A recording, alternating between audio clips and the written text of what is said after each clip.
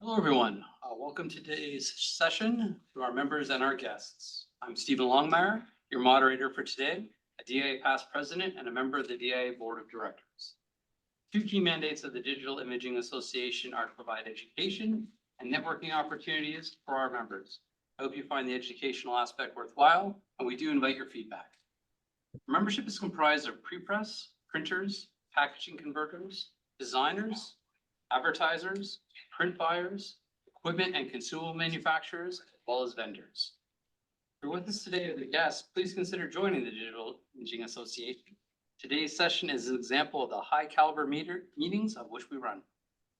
If you would like more information on membership, please either scan this QR code, be coming up shortly, or contact Mark McLeod at 416-254-4941, or you can email her directly at marg@digitalimagingassociation.com.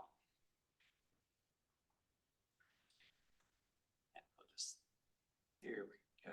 So there we go. And there's the QR code. So like most trade associations today, financial stability does not come from the membership revenues alone. And so we turn to the vendors and suppliers to help support our goals. We are honored to continue to receive the support and recognition of the DIA's contribution to the growth and development of the graphics industry from the following companies. Our platinum sponsors are Canon, HP, Innovative Display, Konica Minolta, Spicers, and Trinet Global Logistics. Our gold sponsors are Adobe, Fujifilm, Graphics Canada, Heidelberg, Kodak, Onsberg Precision Cutting Systems, Mini Giants, and Plastic and Paper. Our silver sponsors are GMG and Sydney Stone. And today, the technology provider for this webinar has been provided by HP. Thank you, and please, there you go. And today we have a panel of printers, Holly Denson-Camp of Mitchell Press, Deanne Sinclair from Cambridge Label, and backed by popular demand, environmental expert Tova Davidson of Sustainable Waterloo, to talk you through the steps to build your own environmentally sustainable program. I'd like to actually, at this point, just ask the attendees in person to please mute your cell phones so that we don't have any interruptions during this panel discussion. Holly Denison-Camp, environmental coordinator at Mitchell Press, Vancouver.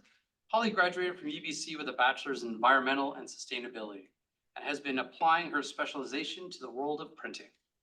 Driven by implementing cutting-edge sustainable business strategies and lowering overall manufacturing-related carbon emissions. She takes pride in leading internal environmental initiatives at Mitchell. Through her productive tenure at Mitchell, Holly is credited for implementing accurate, thorough emissions tracking procedures, revamping the internal recycling system, adding new recycling streams, and championing Mitchell's Green Team, dedicated to sustainable progress. A principal tenet of Holly's environmental stance is a committed rejection of greenwashing and the importance of providing honest reporting to establish a trust-based partnership between Mitchell and their customers. Thank you for joining us today, Holly. Our next panelist is Tova Davidson, Environmental Director of Strategies and Governance, Sustainable Waterloo. Tova leads Sustainable Waterloo under the Board of Directors and is responsible for developing strategic direction, supporting team members, and building key relationships throughout Waterloo region. She brings her experience in public relations and communications to creatively approach sustainability opportunities, and paired with her business background, Tova is uniquely qualified to collaborate with organizations in Waterloo region to help drive change locally as well as provincially.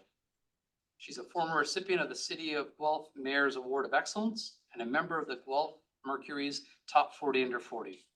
Tova always leads by example while inspiring others to do the same. Thank you for joining us today, Tova. Next up, we have Deanne Sinclair. She's the president and owner of Cambridge Labels.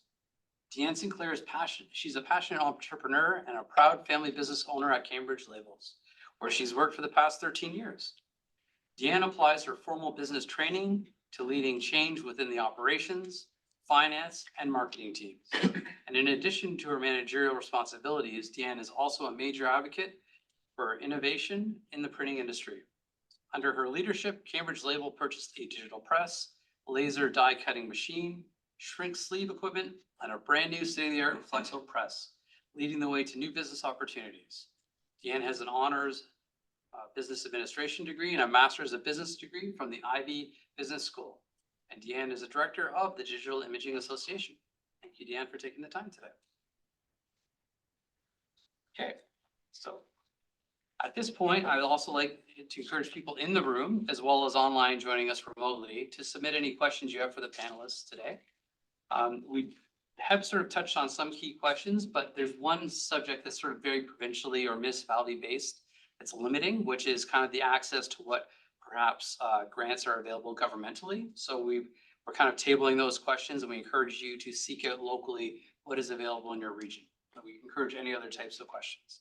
So for my first question, I'd like to pose to the panel as a whole, what are the first steps when considering sustainability in a business, or what are the metrics you'd look to identify? Kind of where would the starting point be? I can start us off. There you go. Yeah, great. So personally speaking, I think the best thing to start with is assigning an environmental champion or team or person. Speak a little bit more to this, and I think a following question. But you want to task that person or that team with measuring your company's greenhouse gas footprint, including any other consumption data that you think is relevant to your company, whether that's water usage, paper usage, things like that. I think that as a first step can sometimes seem really daunting, especially if that data hasn't been tracked in the past properly, or you think it's going to be hard to source. But there's lots of tools out there. For us, for example, it also seemed daunting, but we decided to work with a partner, Climate Smart, which a lot of you might be familiar with. And they help us find the relevant data. They provide us with emission factors calculations based on that data, and overall just provide a lot of support. So there is a support out there if that's something that you're trying to get started with.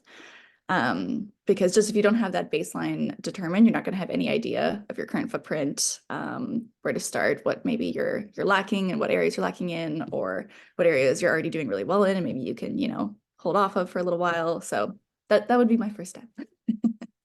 And Tova, since you work with a broad selection of different customers, you have to kind of purpose build it based on their specific industry. Yeah, 100%. And I think Holly's right, that idea of where are you now and doing that measurement. But even before that, the thing I like to have organizations think about is, why does your business care? What is the purpose of doing this work? And where are you hoping to get some kind of return on investment or benefit to your business? Because what we find with the hundreds of organizations we've worked with is, if the business or the organization doesn't see some kind of benefit to themselves, this change won't be pardon the pun, a sustained change. So what we often do is we sort of talk about, like, what are your business pain points? What are the things you're trying to accomplish? How are you trying to make your business stronger? And is there a way we can use sustainability, energy efficiency, that sort of thing, to meet those business needs, so it becomes an integral part of your organization's strategy, as opposed to a nice thing to do on the side because we've been told we should care. So that would be, I would think, a very important first piece. Deanne, as a print owner, have you are there certain things that you kind of identified or tracked at all, or?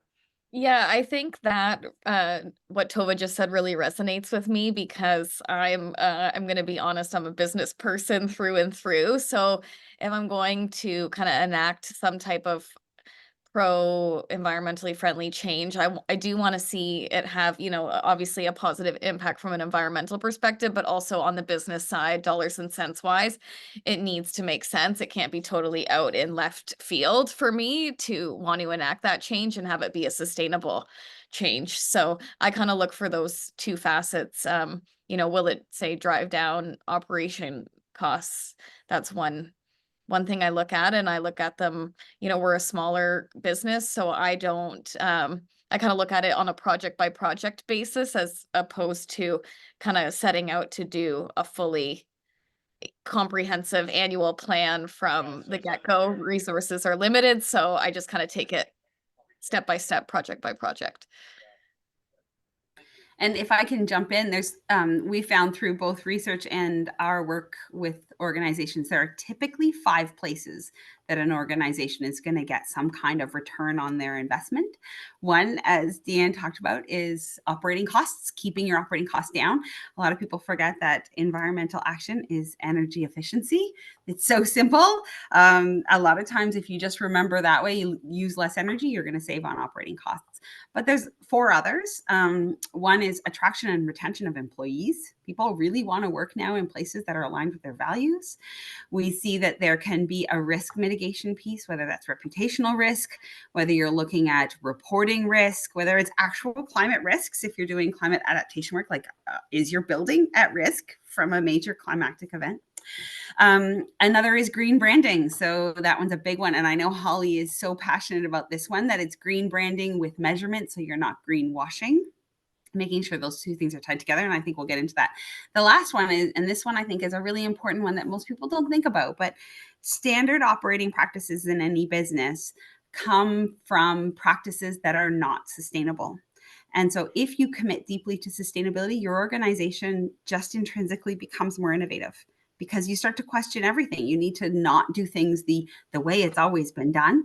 And that actually drives towards more sustainability, more innovation, and the 2 of them become nicely intrinsically linked. One of the points touched on in the first question was about designated someone specifically to champion that or take on that role. How much time would a company expect to allocate to this process, maybe for a person, or is it, I guess, depending on the size and scope, is it almost better to have like a shared team, like an environmental task force team? I might just start with Holly on that one to see kind of in your experience, like how you broke it up. Yeah, I think obviously it does totally depend on your company size and scope of what you're trying to accomplish. For me in particular, my position started off as a part-time position, and I was doing other work to make a full-time job. So, I got started on the part-time work. I know before I was involved, it was kind of on different people's plates that were passionate about it in the moment, but it would move around. And that made the data really hard to find, and keeping track of things really hard to do. But as soon as I was brought on and able to dedicate a lot of my time to it, that started off part-time, I could kind of get those processes going, get some momentum. And then about, I'd say just under a year of being part-time, I switched to full-time sustainability. So, by that point, we had grown a lot of our programs. There was a lot more, administrative work to do. And that was something that constituted a full-time role. But in terms of the benefits of having someone like that, I mean, it's definitely important to keep you accountable, especially if you are, maybe you're a private company that has less reporting requirements. It can be a lot easier to let these sustainability initiatives kind of take a back seat. But having someone that's dedicated to that cause will ensure that you're continuously making progress towards those targets, instead of just one-off things here and there when you have the time. And then, there's so many different things that this person could do for your organization. There's a lot of maybe the idea that, oh, this person's only going to, track my emissions. That's the one thing that they're tasked with. But in reality, if you want to get the most, money out of your investment, I do things like, I create marketing materials. I get involved in customer engagement when people have questions about our sustainability initiatives, the emissions tracking. I promote internal culture of sustainability. I oversee our recycling and waste management. I do efficiency analysis, lots of different things that you might have different people in your organization doing that you could kind of just compound into one role and kind of make it worth that full-time position investment. Tova, do you have anything to sort of add in there? I think Holly's absolutely right. There's an awful lot that can be done, and some of it's fun and some of it's not so glamorous. Waste audits, not so much fun. But I think having a person is an important thing, and that's a designated person.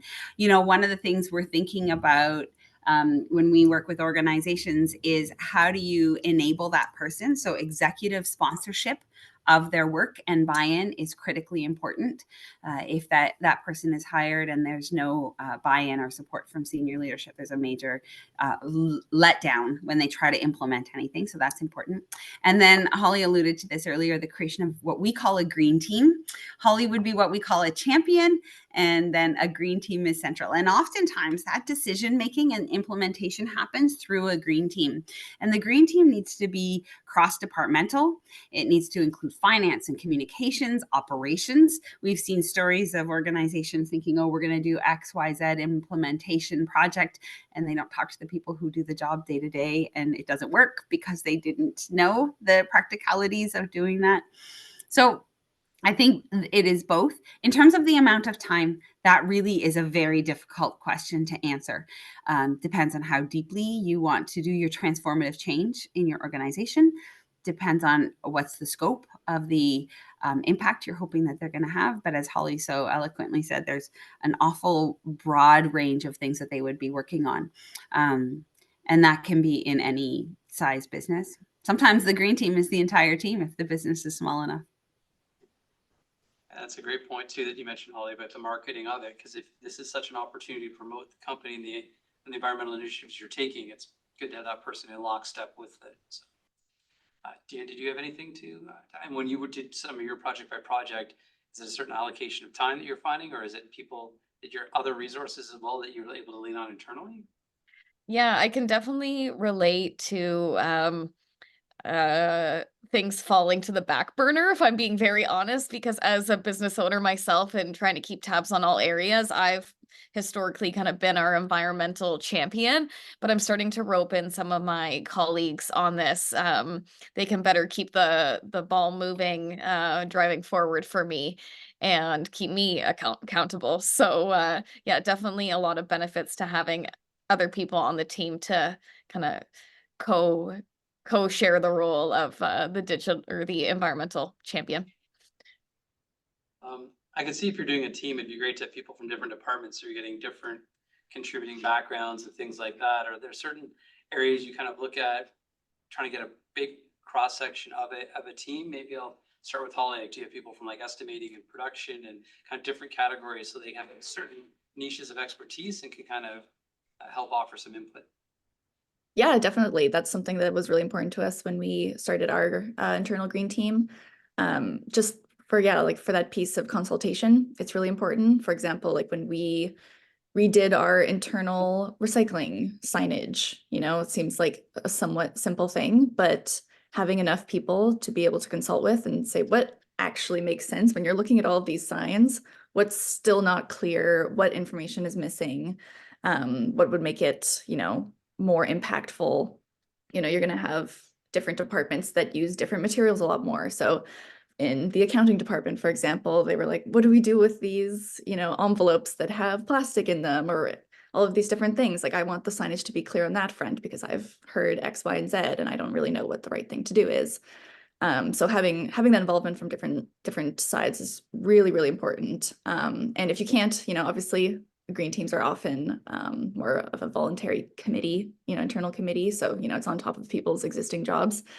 If you can't get everyone, you can still maybe have people join in for one meeting or try to, get the input from people outside of meetings, just because it is really important. But obviously you can't necessarily expect everyone to have the time on their plate, because that's, I know, something that we've struggled with is maybe you start with, a large group with representation from every department, but as the years go on, things start to slowly drop and you're like, no, I still need to engage these departments. I still want, their advice. It's really valuable. And it's just putting in that extra little bit of effort.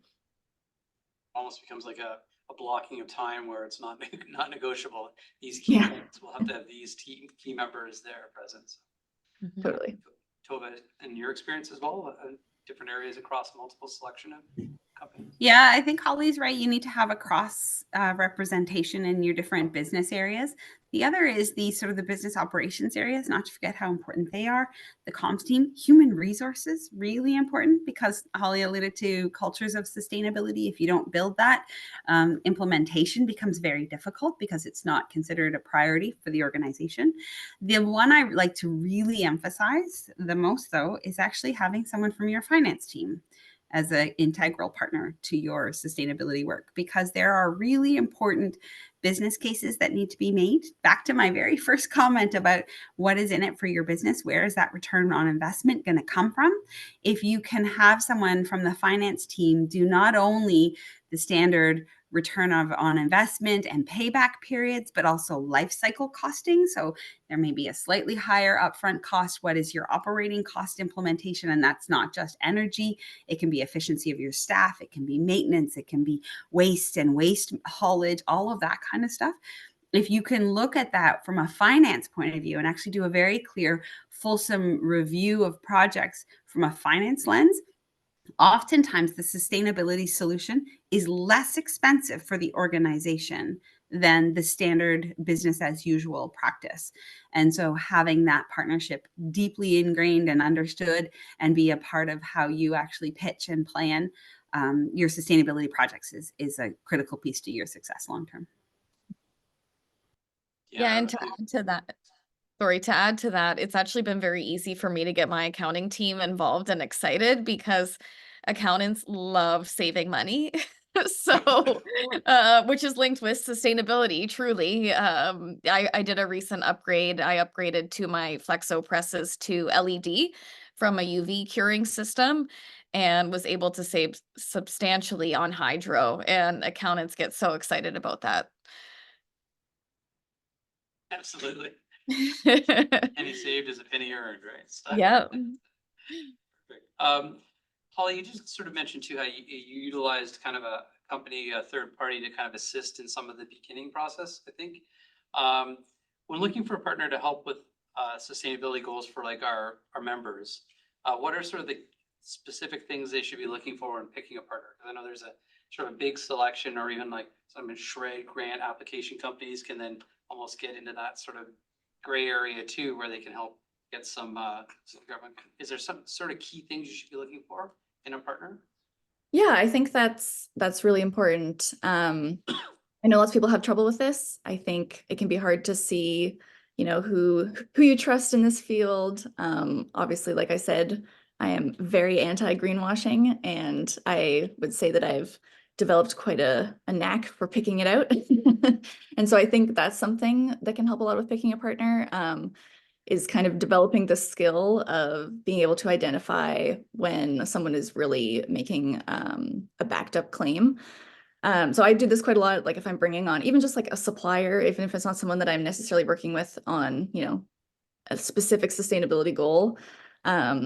You know, you want to really look at what a partner is claiming. You know, it's like I always say, you know, carbon neutral, for example, is something that I immediately pick up on. And, you know, you really want to dig into something like that. You know, you want to find clear evidence that supports the claim. If they're not sharing that, ask for it. That's not something that's super obvious if you're just like scrolling through their website or something like that. Not having that transparent evidence to back up these kinds of claims is red flag number one, always.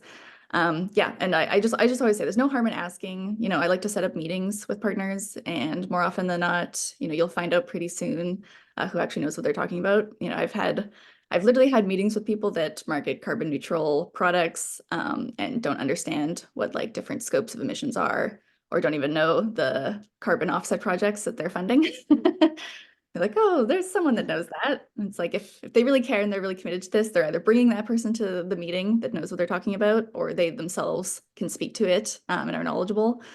So that's something that I find is really impactful. And if you do have someone that's, you know, a champion on your team, I think equipping that person with some sustainability education is really important if that's not something that they have already. So I'll bring up Climate Smart again. Just I love their program. I think they do a really great job. They provide training to whoever it is that's assigned to work with them. So I think I went through maybe 15 hours of training with them, and they go through, you know, all of the really relevant things. So you're learning about the different scopes of emissions that are coming from your business, how to identify those, because, you know, every business is different, and you get equipped with those skills to really understand what you're looking for in your business. So yeah, I think that's a really good thing to do. Just always have your antenna up. Is what I would say, and involve people, you know, even if that's on a contract basis, you know, you're bringing on someone to kind of suss things out a little bit at the beginning. Just having that sustainability background is really important, because there's a lot of misinformation out there, and it can be extremely easy if you're someone that's, you know, only from the industry and doesn't have any sustainability background to immediately fall for the first claim that you see. I see you nodding emphatically with what Holly said. Do you have anything also you want to add into that? You said my name? Yes, sorry. Yes. I saw Yes, you nodding yes. emphatically So, to- yes, I was like, yes, yes, yes. So, Climate Smart is an organization in British Columbia. SWR is an organization in Waterloo region, but we also serve Guelph, Perth, and Oxford County. So go as far as Guelph and as far as Woodstock as well. And very similar, the stuff that Holly's talking about, like if someone claims carbon neutral, what does that mean? I have a business background. I was vice president of a consulting agency before I came into the nonprofit world. And I know that businesses measure what matters to them and they manage what they measure. And if they have a claim and they don't have a number for it, I like to red flag that in a big way. This idea of knowledge, and there's some interesting programs, like there's a carbon literacy program that lots of people can take this stuff. Holly's talking about carbon offsets and scopes of emissions. And I'm sure for many of you, you're like, I don't know what those things are. Fantastic. There's a very inexpensive program. Conestoga College offers it. It's online, so it could be done by anybody anywhere, but I'm sure there's lots of other great programs. And really, I think the foundation of all of this is measurement. Businesses measure, as I said, what matters to them. And so having those partnerships to help you do some of that measurement, to bring some of that expertise. It's a lot of what SWR does with our member organizations is we actually provide a carbon, waste, water accounting tool, all 3 scopes of emissions. The scopes are how close they are to you and your levels of control. We do waste and water accounting as well. We do employee accounting. We do one company, it was a financial institution. They wanted to know what the carbon impact of their mail was because they send a lot of mail and they get a lot of mail back. So let's measure all of that. And that measurement is the foundation of your business decision making. So you would know what is your cost for those things. You would know what is your energy load for those things tied to your cost. And then when you add in what is the environmental impact from all of those, you then can make a good decision based on that data. So finding those. And then the partners oftentimes, sometimes the partner is on a specific project. So you might need an engineer to look at process efficiency. But I really do think it's important to have a baseline ability to have an ongoing measurement so that you have an ongoing decision-making standardization and you can measure against your baseline. So where are you starting from? Where can you get data from? And how do you move forward based on that? How do you measure the impact and to tie them deeply into your financial reporting as well? So when you look into things like a balanced scorecard for your organization, for your business, you're tying in things like your financial return as well as your greenhouse gas progress on how you're working towards that, or waste, if that's where your materiality is, maybe water, depending on your organization's material impact. And all of that changes based on what province you're in, emission factors, the amount of greenhouse gases that come from different sources of energy are different in different places, all of those things. And so there are organizations out there to help you do that. SWR has been around for 15 years and our catchment is our local area, but the challenges of each sort of area are different. And so we actually created and launched another nonprofit called Green Economy Canada. And they help other communities start programs like ours in other areas. So for example, if you are in Ottawa, there's a group there, or if you're in London, there's a group there, there's some in Halifax, that kind of thing. So looking for a partner that can bring some of this capacity, because you don't need to know carbon scoping, we do, or all of those great things. So looking for those partners can be really helpful. Thanks, Tova. You did, I guess both you and Holly sort of touched on like carbon offsets or carbon credits or what have you. I know like early days, environmental printing initiatives, a lot of people were just throwing a lot of money at buying those credits to offset bad behavior, perhaps, or just historical behavior, I'll say, without making fundamental changes to organizations. Do you mind explaining kind of how they work, how they valued? Because there's a wide range of partners for carbon offsets and different values. So I don't know, if you kind of explain to some of our attendees in person and digitally what those are.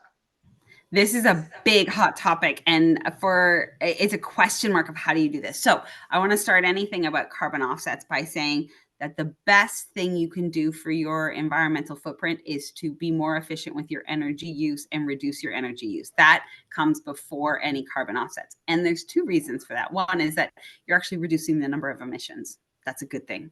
But the second is that carbon offsets cost you money, where sustainability actions can save you money. So if you're looking for your business best case, the efficiency projects are always a better long-term investment than offsets.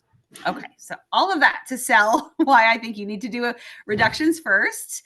Carbon offsets are essentially paying somebody to do something to take emissions out of the atmosphere that you have emitted. So think of it this way. Let's say your organization operations is 10 tons of carbon per year.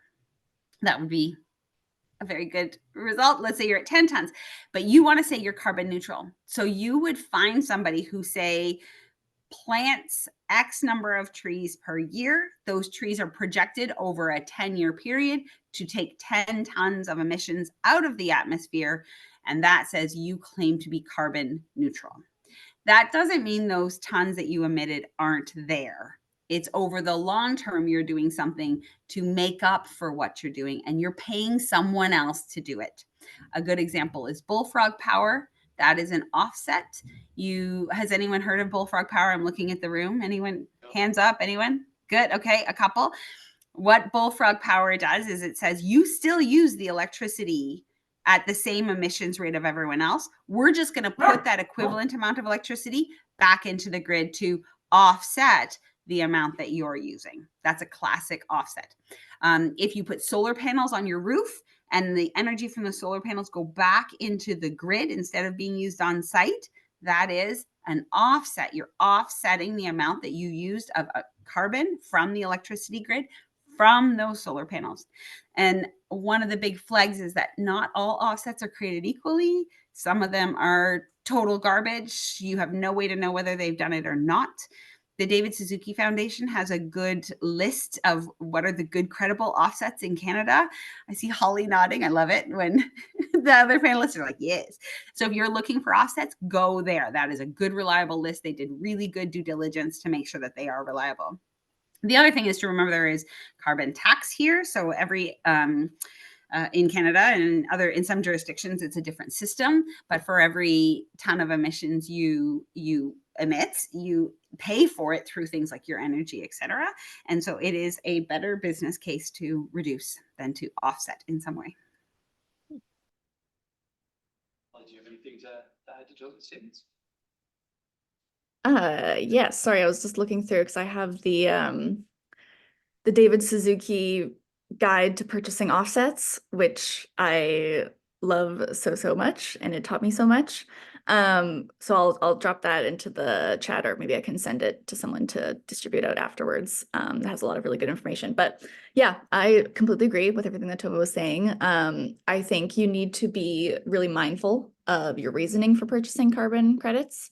I don't want to be too critical. I have been very critical in the past, but I don't want to be too critical of offsets because I understand that, you know, not every solution is going to be perfect, and there's going to be issues that people find with all different kinds of sustainability solutions.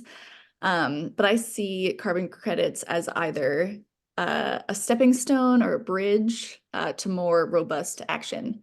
I think that if you have, you know, you might have an energy source or equipment that is reliant on a certain type of fuel, and the technology is maybe not evolved to find an alternative. I know that that's something that we deal with. You know, some presses need natural gas to provide heat. And that is not necessarily something that, you know, you're not going to be replacing your entire printing press in, you know, 1 year. So that's something that in the moment you're kind of stuck. You're kind of stuck with that. And that's something that maybe you would consider offsetting. You may operate under a team that is motivated by financials. So if you're suggesting credits as, hey, you could pay this amount to offset, or you could allocate that same dollar value towards, like Tova said, you know, increasing your efficiency and reducing and, you know, working towards some of those sustainability initiatives. So if you're already thinking about offsets, think maybe there's a better way that I could use this money that could have a more immediate long-term impact. But if it's something that you're like, you know what, we're stuck with this kind of technology, you know, it's going to be a few years until we can get out of this. It's maybe a short-term solution. The other thing I wanted to mention, and I'll send this out with it's with the David Suzuki resource. There's some certain good questions that you can ask if you are considering to purchase offset, and there's kind of like a list of criteria that I usually like to follow when I'm looking into it. We don't personally purchase offset at Mitchell Press, but it is something that I looked into just as a potential option. So one really important thing is the additionality of an offset. So you want to make sure that this project wasn't already going to happen, regardless of if you funded it or not. So you want to make sure that your money is going towards something that is new and is going to provide new emission savings. You also want to make sure that it is accurate, that the emission reductions are going to be accurately quantified. You want to make sure that the projects have been validated and verified and audited, which is super important. You also make sure that there's unique ownership of your offset and that, you know, the company that you're working with isn't selling 5 people the exact same credit. Otherwise, that's not going to do anything. Permanence is another big thing. You want to know how durable or future-proof the benefit from the offset project is. So maybe if you're doing something like, maybe it's planting trees or something like that, you want to make sure that that's actually happening, and that they're making sure that those forests are surviving for a long period of time. Another term is leakage. Is the creation of this offset going to result in an increase in emissions elsewhere? This happens a lot with conservation projects. So if your offset is, oh, we're going to protect this area of forest, that might result in logging in a nearby forest instead. Sorry, I love these so much, so I'm just going through them, but there's just a couple more. No. Yeah. The other one is social environmental sustainability, just making sure that the project complies with relevant, environmental and social regulations in the local area. You want to make sure that it's involves stakeholder engagement, so you're talking to local groups, you're talking to any stakeholders involved in the project. Make sure that whoever is impacted by the result of this project, has been involved in the creation of it. And then timing is when the offset project's actually meant to take place. Sometimes if, it's planned for too far in the future, it's a little bit harder to keep track of that. Or if it is planned for that future, you want to make sure that there's, there's things in place to make sure that it actually happens. So these are just questions you can ask. You don't have to know all these things or be able to look at an offset project and go through this list and be like, that checks all these boxes. It's just a guide of how to ask the people that you're working with. And if they can answer all these questions well and don't seem flustered by answering all these questions, I feel like that's a pretty good indicator of what's valuable. Can I just add a couple things to that? Because it's like, ding, ding, ding, brains going off. There's a company we worked with. It's actually a steel fabricator, which isn't that much different than printing companies, small steel fabricator. And they went to carbon neutral, but they did it with an 86% reduction of organic emissions. So that means they actually changed their operations, their facilities. 86% of their emissions came from that. But the other 14% came from offsets because they are reliant, exactly as Holly was talking about. They're reliant on natural gas for certain parts of their process. They need high heat processing. Hydrogen's not there yet. We don't have the technologies. And so they can claim, and they have all the data, they can claim carbon neutral. So there certainly is a role for offsets to play. It's just making sure that it's a credible role. And one other case I've seen, which is an interesting way to use offsets, I've seen organizations commit to buying offsets for their total greenhouse gas emissions every year. And so they have to have the baseline, they have to measure it, they buy the credits and they show where the credits come from. But the reason they do it is it actually helps to build the business case for doing sustainability action, because those carbon credits are now, or those the carbon credits are costing them more. So if they do something to reduce the amount of emissions that they create, they don't have to spend that money next year. So it can actually be a tool that creates the business case, creates the financial case to do it. So in those instances, I'm like, well, that's a very interesting way to use it to drive higher financial motivation for sustainability. That's a great point. Repurposing something to a long-term efficiency, you're going to realize that return year over year over year. We're paying a tremendous amount of an offset is a one-time, it's expense and it's gone. And then it's not giving you any savings year 2, year 3, year 4. Perfect. I guess the next question would be, I'll start this with Deanne.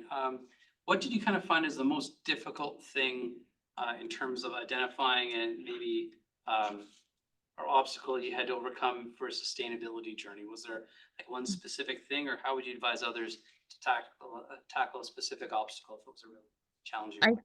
I think like most things in business, the greatest obstacle is the people and getting the people on board for change. If I'm being very honest, there's a lot of people in the print industry who've been in the print industry for over 30 years that I think sustainability and, taking green initiatives is just a foreign concept to them. And internally, I was doing a push to do some more recycling, kind of changing our recycling program. And I shared with some of our press operators, hey, you're going to put this here now, you're going to put this here now, so then, the next week I go down and it's like I was sharing earlier in a pre-meeting that I was doing some dumpster diving, and it's like, okay, well, and I did a whole change to our standard operating procedures write up, gave it to everybody, had powwow, but I went down to check a week later for myself, and oh, I forgot, or, so it's like, okay, guys, this is important. Like, we have to do this. So I think just that getting the people on board with the change has been, I wouldn't say difficult, just time consuming. Pauline, in your own experience, what was the most challenging or difficult obstacle maybe to overcome? Was it like a physical piece of equipment, or was it more of a cultural mindset? Yeah, I think something that I always struggle with is being in an industry that's really reliant on customer choice. So I think this is something I still struggle with, and I started at the beginning struggling with, because I'm always hopeful that, when presented with all the options, customers will choose the most sustainable one. And obviously that's not always the case. So I try to overcome this a little bit with, providing a bit more education, knowledge sharing with our customers, trying to have one-on-one meetings and bringing me into sales meetings to educate customers on all the options they have available, whether that's, opting for recycled content paper, or even doing something a little more interesting with an alternative fiber paper. I think that having those options in front of you is helpful, and then also understanding the true benefit of those options can help to sway some customers that maybe those values are already intrinsically a part of the organization, and this is just another way that they can, meet their internal targets. But there's always going to be people that are looking for, a cheaper option, or they have something really specific in mind with a specific stock that needs to be high gloss and crazy, and it needs all of these crazy things that aren't going to be as sustainable. So it's something I've always struggled with, just not being able to implement all of our paper is 100% recycled, and we have this whole wide array of alternative fiber options and all these sorts of things, because at the end of the day, we are a customer-driven business, and it's not our decision. It's, we're providing options for customers who have a specific project in mind. So I think more education where you can, if you have someone on your team that's knowledgeable about these sort of things, involving them in those initial sales discovery calls, and try what you can. Tova, do you have anything to? So I alluded to earlier that I used to be a consultant. I was a marketing consultant. So I worked with the print industry an awful lot. So everything that Dan and Holly were talking about really resonates. I spent 12 years in that industry, and 5 years before that with a national cell phone company doing their comms and marketing. So I hear that the demand piece is a big one. And the thing I would add to these, the culture piece is a big change too, and getting people to make change. That's a really tough thing. And actually we have a whole program about how do you build a culture of sustainability, because it's a big thing. And it actually is rooted in belonging and feeling heard and all of that kind of stuff.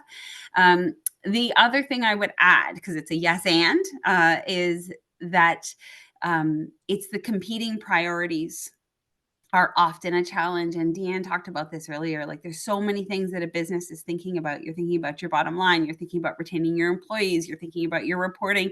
You're thinking about all of these different pieces, making your customers happy. You've got a deadline. What about this? And to keep sustainability top of mind. And I think it's partly that human sort of focus on what's right in front of us. And climate has a PR problem. And the problem is that we actually feel the impacts of emissions 30 years later. So we're living right now in the impact of emissions from 30 years ago. Everything we've emitted in the last 30 years is not impacting us yet. And so because it's a long-term problem and the work to steer the ship in a different direction is a difficult turn to make because it's such a big ship to turn, we just get so focused on what's right in front of our faces.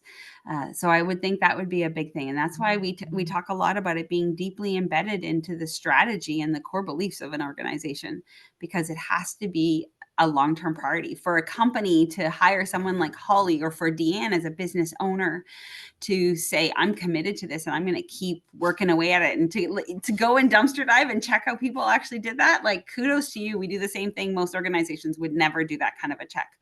So it has to become something that is a priority. And that's hard to keep it high priority when you don't feel the impact of the change right now. Mhm. Yeah, I came home dirty at the end of that day. And my partner was like, "Why are you, what have you been doing?" I'm like, "I was in the dumpster." He's like, "Do you normally do that or what?"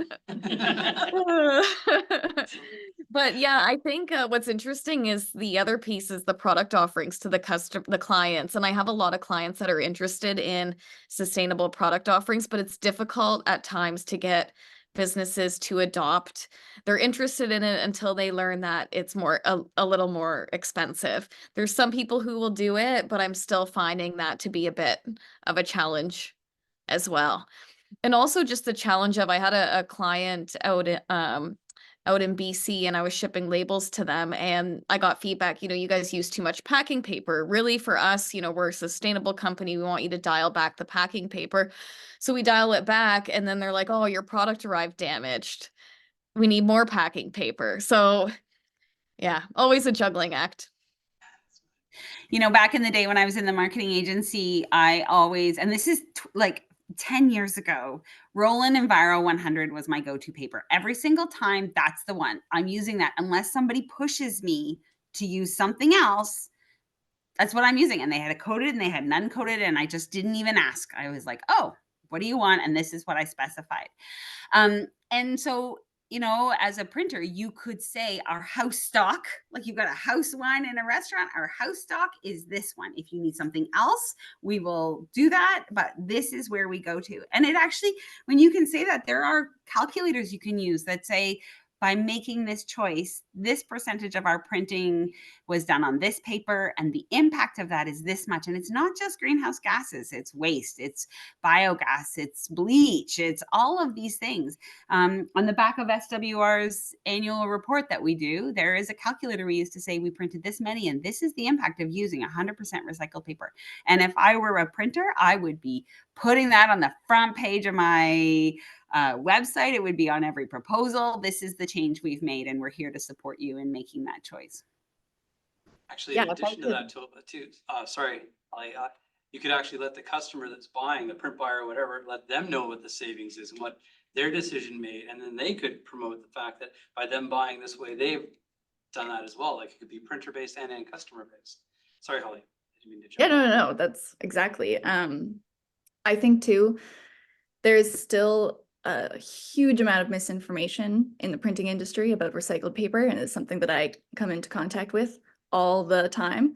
But the science and the studies have been done, and recycled paper uses less energy, less water, produces less waste, uses less harsh chemicals. It's across the board better. I can send out a bunch of resources after this as well. But I still get people coming to me today being like, "I don't want to suggest, recycled paper to my customers, because then there's not going to be any paper left in the supply chain to create recycled paper." And unfortunately, that is not true. Or I guess fortunately, that is not true. And, switching to recycled paper is the number one thing as printers that we can do to reduce our emissions. Obviously, they are indirect emissions. When we talk about scopes, we're talking about our direct emissions and our indirect emissions, and paper falls under that indirect side because we have slightly less control over it. So it's something that not a lot of people are often including as part of their overall greenhouse gas emissions, but it is by far the largest contributor. If you measure everything, you can see that, you know, your energy usage is this tiny little bit, and your heating is this tiny little bit, and the paper, if I put it onto a pie chart, it takes up the entire thing. And it's the hugest impact. So if you can do something like changing your house stock to recycled paper, that is fantastic. If you can encourage more customers to switch to recycled paper, that is also great. It is, you know, we work with Canopy, which is a not-for-profit that works a lot with in the forestry industry and with paper and paper products. And they'll tell you time and time again, recycled paper, alternative fibers also are the number one ways that we can switch. And they've been doing a lot of lobbying and a lot of campaigns around getting printers, getting other industries, packaging, et cetera, to make these switches. And they know what they're talking about. So I really respect a lot of the studies that they've done. And I highly recommend everyone take a look and even reach out to Canopy. We work directly with them a lot of times on making decisions. And they're really great with providing guiding information. So I'll say that's my piece.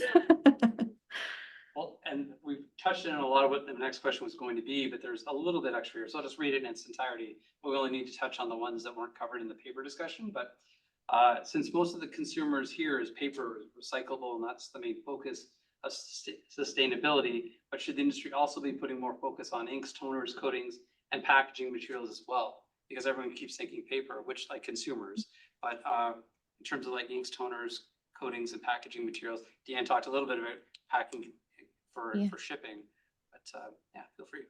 Yeah, I can take this one because what's interesting in the label industry is because we print on a 3-layer construction with the face stock, the adhesive, and then the silicone coated liner.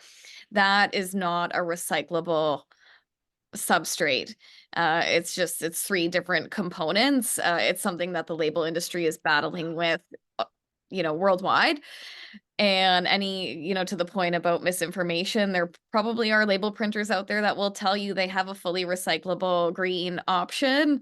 Cambridge Label, my family business, we are not those people. I am a straight shooter, and maybe sometimes I don't get the work because I will tell them that doesn't exist. But as a result of this, there are, again, label substrates that have post-consumer waste, made out of recycled content, but essentially my waste goes in a dumpster, and because it's not a single layer paper substrate.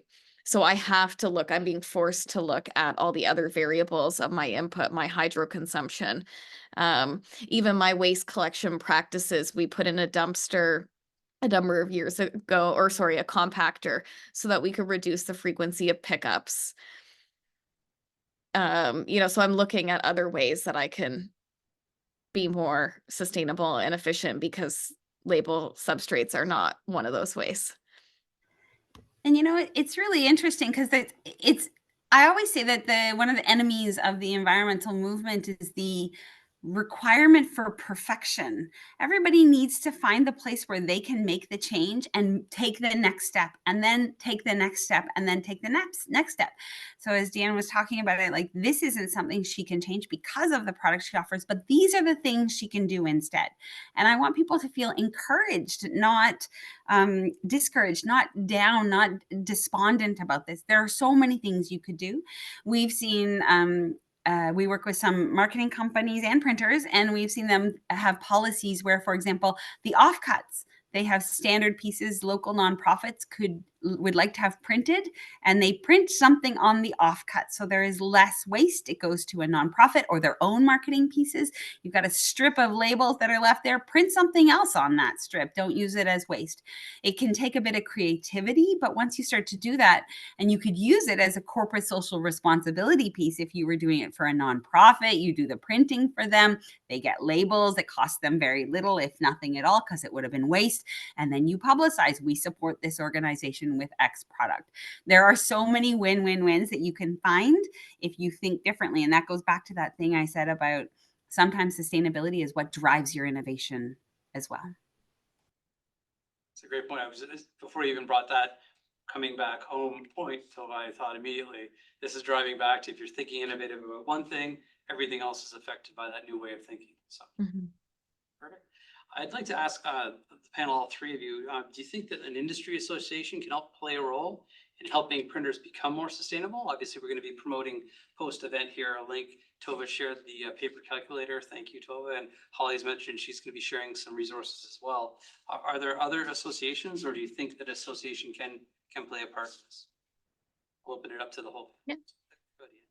I think so. As a, you know, sitting on here as a small business and a printer myself, I've learned, you know, a number of things from today's discussion. Like one thing I definitely want to check out is, you know, how to calculate our carbon emissions. Cause I had this one supplier, I don't know if you guys have heard of the book, All Marketers Are Liars, but my supplier who put in my new LED system was like, oh, I just reduced your, you know, carbon emissions by, you know, insert huge number here. And not to say that that's not truthful, but now, you know, because of today's session, I feel like I have the guidance to be able to look at that in more detail, because he was like, you should market this and, you know, I'll put together a piece and you can throw it out online. But I've been hesitant to do that because I just want to ensure that what I'm, you know, I'm not greenwashing myself over here. So yeah, I think that, you know, today's discussion has been very helpful from my perspective. I would say it's funny because as Deanne was saying that, I'm like, ooh, Deanne's in our catchment area. I can totally help you with that. It's what I do all day, every day. But I actually think that this industry association has a fantastic role to play, because as you bring together players in this sector, you could actually do the work to make sustainable printing the norm. It doesn't become something weird and wonderful somebody else is doing. It becomes, of course, this is part of everything we talk about. Of course, it comes into our, you know, events about our funding opportunities, or how to market to new markets, or how to grow your business. All of those things have sustainability components. It's not separate from anything. Holly's work is deeply embedded in everything that printer does. And, you know, if you as the association start to talk about sustainability everywhere, create that culture of sustainability, you could actually drive whole scale change in the whole industry. Now that's transformational and super exciting. Yeah, I completely agree. Being a part of, you know, even just being invited on this panel, I think has been super impactful, and I'm hoping that people learn something too. We're also part of the Sustainable Mail Group, which is another organization that brings together people and the mailing, printing associated industries. And they put on similar events like this as well. And it's super interesting. And I think people gain a lot of value of it, as well as just you feel like you have the freedom to ask questions amongst people that you might have considered competitors. And I think that's always good. And then you could also maybe play up the competition side. There's nothing wrong with, you know, seeing another printer or another company doing something great and saying, I should do that too. I should get on that board. They're going to steal my customers because how amazing they are. And so if you're just continuously growing because of each other, and whether that's, you know, because of a more friendly community influence or a competition influence, either way, if everyone's taking on these new transformative changes, that's a win-win across the board. And, you know, with things like FSC certification, that's kind of become a baseline across a lot of printers. You know, lots of paper, the majority of paper is FSC certified now. You don't even have to try that hard to find it. It's probably going to be the main thing that you get. And I know for us, 95+% of the paper that we use is FSC certified. And, you know, if we can create that same sort of baseline approach where everything is just considered sustainable, whether that's with recycled paper, you know, everyone adopts that across the board, or, you know, we just take these larger leaps to take on these sustainable initiatives. It's a win-win. It's a win-win. To your point, Holly, and I'll get to a question we have in the room here in a second, but my previous role as assistant publisher at Print Action, the most environmental printing category was one of the most competitive markets, because there were a top 3 that kept jockeying for what initiatives they did that year to be considered. And if they won, it was like a big, yeah, they were driving each other to constantly innovate, of which you guys, I believe you won this year. We did, yes. Exactly. So It's like impressive. fantastic. So it's good. Yeah, once you get that group of peers, it can be really pushing each other too. John Mitchell has a question here next. Yeah, somewhere in the last couple of years, it's been a bit of a blur, but there was a Canadian paper supplier that made a You might have to- state. Sorry, John, you might have to speak up a bit. Okay. Somewhere in the last 2 years, I saw a statement from a Canadian paper supplier that we don't capture enough paper to recycle to meet our own needs, that we're actually importing from the United States. I'm kind of curious about that, or Yeah, if that's anybody has got any something- numbers on that or thoughts? sure. Yeah, I can speak to that. That's something that I see a lot too. I see it, obviously, it's coming from, it's probably coming from paper suppliers that aren't offering recycled stock most of the time. So it's important to keep that in mind when you're hearing that information of why maybe they want to share that specific piece of data. The good thing about recycled paper and that supply chain is that increasing the demand for it is also going to increase the demand for collection. There's lots of paper that isn't collected and lots of avenues of collection that aren't explored yet. And if there's a demand for recycled paper in the system, then the mills and the collection agencies are going to have more of a incentive to collect it themselves. So it's one of the few feedback loops that I think is really provides a positive change. And I'm not sure, because everyone is in person and I don't want to send links because they won't see it. Maybe I can send to some organizers afterwards to share, but I have some documentation as well and some studies on that that I can share. I don't have the data points off the top of my head. Go ahead, another question. Sure. Sorry. So from what I understand, paper, we use a water bath method type of recycling to separate the inks from the paper, all the impurities. What's being done now for vinyl and UV because of signage? We're seeing so much vinyl now being printed and just being tossed in the dump. So I'm curious. I did see a company at Print that was talking about collecting and recycling vinyl from wide format businesses, but I don't have a lot of information on it, so just curious. I don't know if anyone works in large format. We currently do not work in large format right now, but I know that oftentimes it's an issue with volume. The material itself might be recyclable or might be accepted into certain streams, but I know that if we were working on a scale that we would be working on for large format, we probably wouldn't produce enough volume to warrant having a collection come up and pick it up, or a lot of the collection agencies have a specific minimum volume that they require. So I know that's always been an issue. I know that some people have tried to work with other printers to try to collaborate and consolidate their volumes. That becomes more of an issue of storage, but there's innovation out there if you're looking for it. I think like you said, like a lot of vinyl is probably not recyclable, and that's an unfortunate piece to it. But yeah, so it's not something that I currently work with, so I guess I can't speak too much. I don't know about the recycling. I have seen, though, lots of products that use that vinyl to upcycle to something else. So I've seen them take it, and actually as a marketing promo, if you've got banners in large vinyl, you make it into shopping bags that you then use and give to people as promotional items.